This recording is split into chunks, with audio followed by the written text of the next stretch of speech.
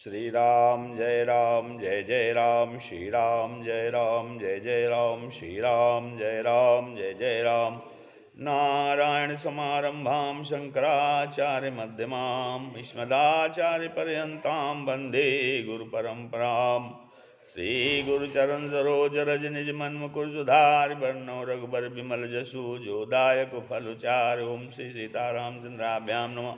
महेश्वराभ्यां नमः। एकादशमुखी दक्षिणेश्वरन्ते नमः।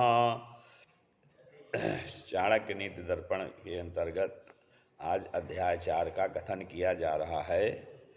अध्याय 4 में कहते हैं, आयु कर्म च वित्तं च विद्या निधनमेव च पंचैतानि हि सृज्यन्ते गर्भस्थस्य देहिनः।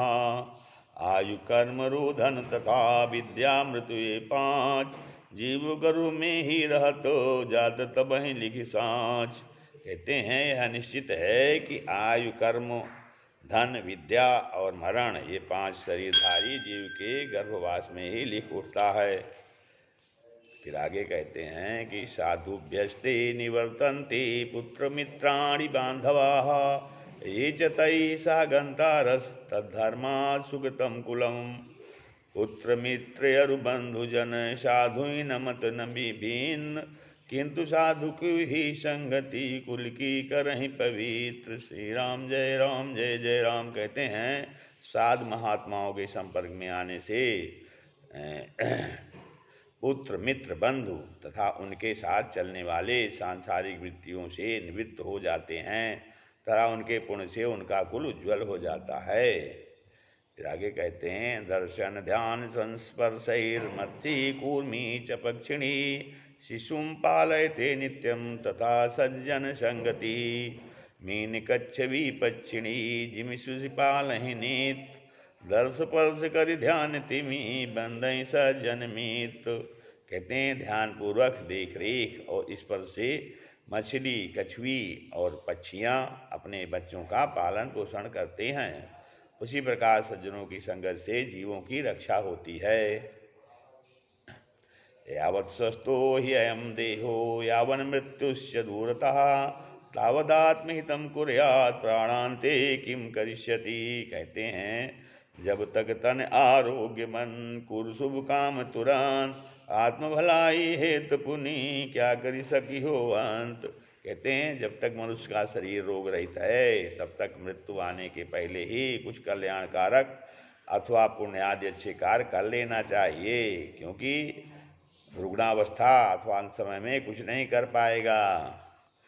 फिर आगे कहते हैं कामधेनु गुणा विद्या है काले फलदायिनी प्रवासे मातृसदसी विद्या गुप्तम धनम स्मृतम। अब इस श्लोक में विद्या के संबंध में बता रहे हैं कि विद्या क्या है। विद्या कामधेनु सम सदा गुप्त धन दान दुखमा सुखद प्रदेश महा यह निज मातु समान। कहते हैं विद्या कामधेनु गुणा विद्या, विद्या कामधेनु के समान गुणवती है और ये काले फलदायिनी और हर समय इच्छित फल देती है।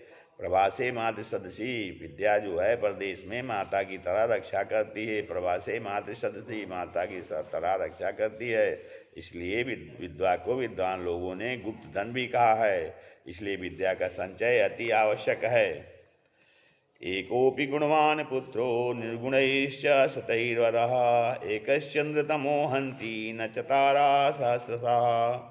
सुत अनेक गुण रहित ते होते कारज खोट एक ही शुद्ध शशि हरे तमो नहीं तारे सतकोट। श्री राम जय जय राम।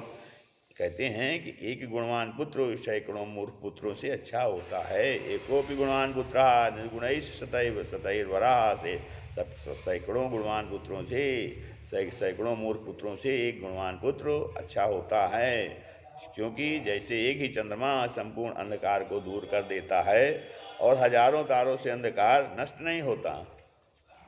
मूर्खा चिरायुर्जातोऽपि तस्मात् जातो मृतो वरः मृता सचाल्प दुःखाय सावज्जीवं जड़ो दहेत।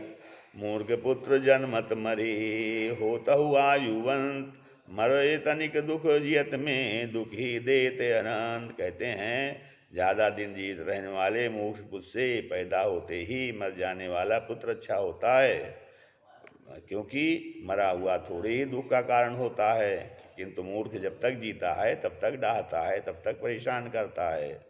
कुरुगाम वासः कुलहीन सेवा कुभोजनम क्रोध मुखी च भार्या पुत्रस्य मूर्खो विधवा च कन्या विनाग्निमेते प्रदहन्ति कायम। घर कुगाम विधवा सुता कुयसन यतन कुवंश कलहीतीय सुत मूर्ख छा उर्दा करहि विधान। श्री राम जय राम जय जय राम। कहते हैं बुरे गांव का वास अर्थात बुरे स्थान का वास, नीचों की सेवा,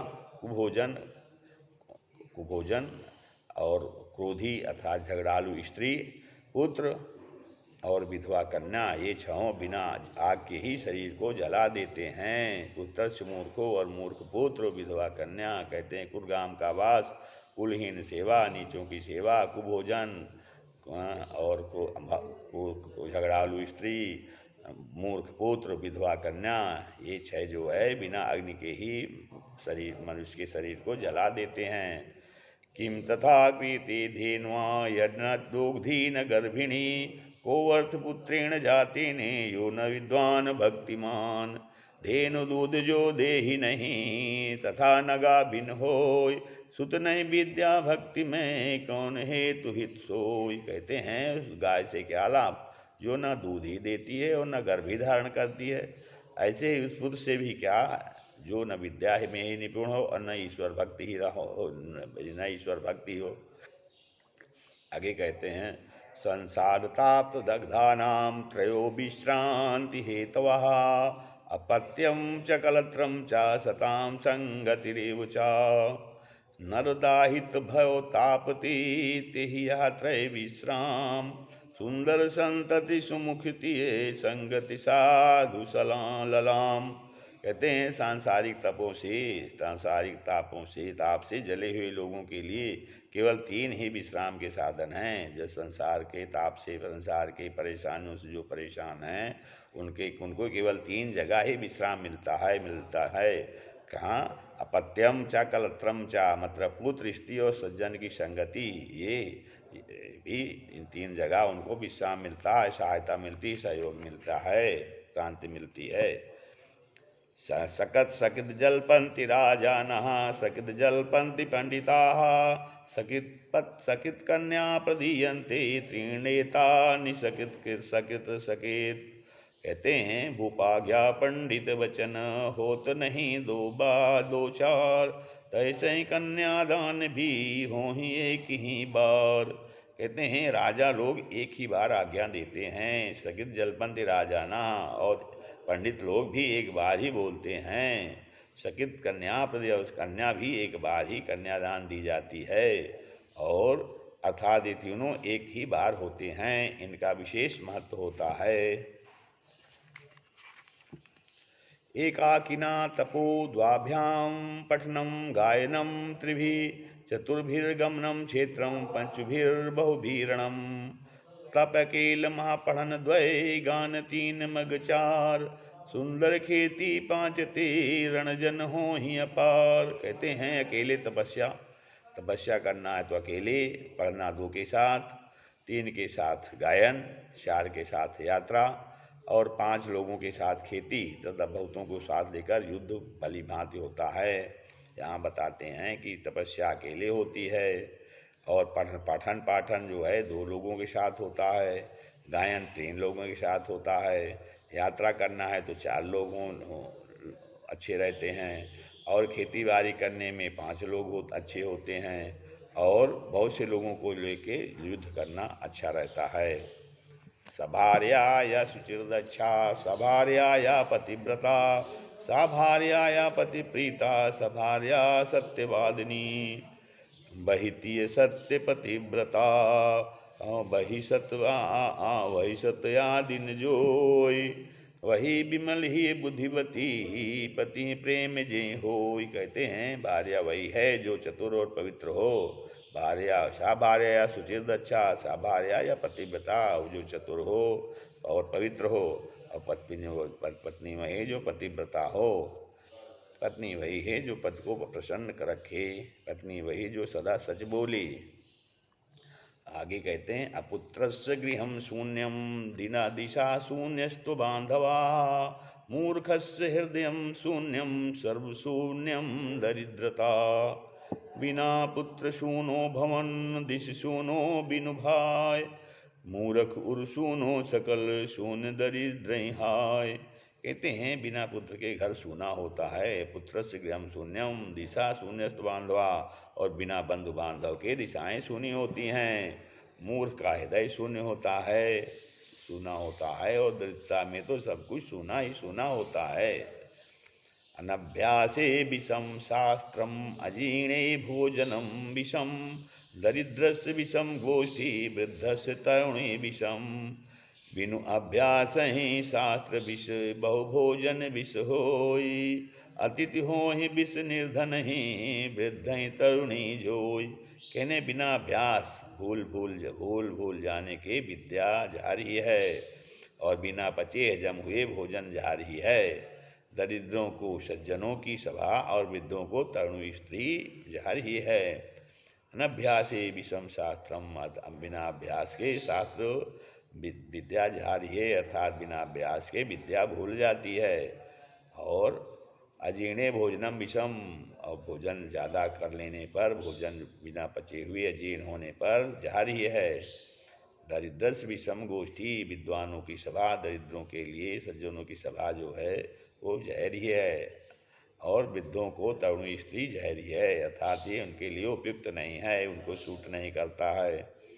तजेत धर्मम दयाहीनम विद्याहीनम गुरुम तजेत तजेत क्रोधमुखी भार्यानि स्नेहान बांधवां तजेत तजेत धर्म दया रहित गुरु तजय गुणहान क्रोधमुखी सुमुखी तजय बांधव तजय मलिन। जैसे धर्म दया नहीं उसका त्याग, विद्याहीन गुरु का त्याग, और क्रोधी स्त्री का त्याग, प्रेमहीन बंधु का त्याग कर देना सर्वथा अनुकूली है। तजेत धर्मम दयाहीनम, दयाहीन धर्म का त्याग कर देना चाहिए, विद्याहीन गुरु का त्याग कर देना चाहिए, और क्रोधी पत्नी का, क्रोधमुखी भार्या का त्याग करने देना चाहिए, और प्रेमहीन बंधु बांधवों का त्याग कर देना चाहिए।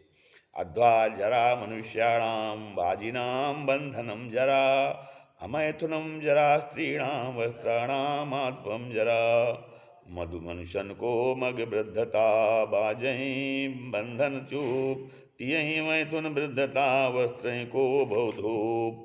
कहते हैं मनुष्यों के लिए बहुत रास्ता चलना और घोड़े को बांध कर रखना बुढ़ापे का कारण है। स्त्रियों को पुरुष का समागम न होना ही बुढ़ापा का कारण है, और वस्त्रों को धूप में विशेष रखना ही बुढ़ापा का कारण है, अर्थात वस्त्रों को बहुत धूप में रखने से वस्त्र खराब हो जाते हैं, वस्त्र नष्ट हो जाते हैं। स्त्रियों को पुरुष का समागम न प्राप्त हो तो उनको बुढ़ापा आ जाता है, अर्थात उनको। और मनुष्यों के लिए ज़्यादा रास्ता पैदल चलना, बहुत रास्ता चलना और घोड़े को बांध कर रखना ठीक नहीं है। काकालः कानि मित्राणि को देशा कौ व्यागमो कस्य हम काच में शक्ति रीति चिंत्यम मुहुर्मुहु। क्या करना है किस समय कौन मित्र क्या देश, मुझ में शक्ति व लाभ क्या करे विचार हमेश। समय का काल कैसा है, इसमें हमें क्या करना चाहिए, इसी तरह मित्र कौन है, देश कौन है, और किसमें इससे लाभ है, इसमें मेरी शक्ति क्या है और कितनी है, ये सब सदा ध्यान से सोचते रहना चाहिए और सदैव विचार करना चाहिए।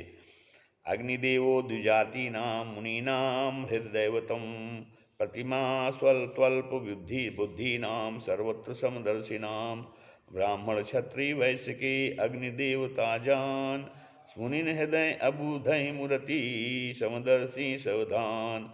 कहते हैं ब्राह्मण क्षत्रिय वैश्य इनके देवता अग्नि में हैं, मुनियों के देवता हृदय में हैं, अल्पबुद्धि वालों के देवता मूर्तियों में हैं, और समदर्शियों के देवता सारे जगत में समान रूप से हैं। इस प्रकार से चाणक्य नीति दर्पण का 4th अध्याय समाप्त हुआ। श्री राम जय जय राम, श्री राम जय राम जय जय राम।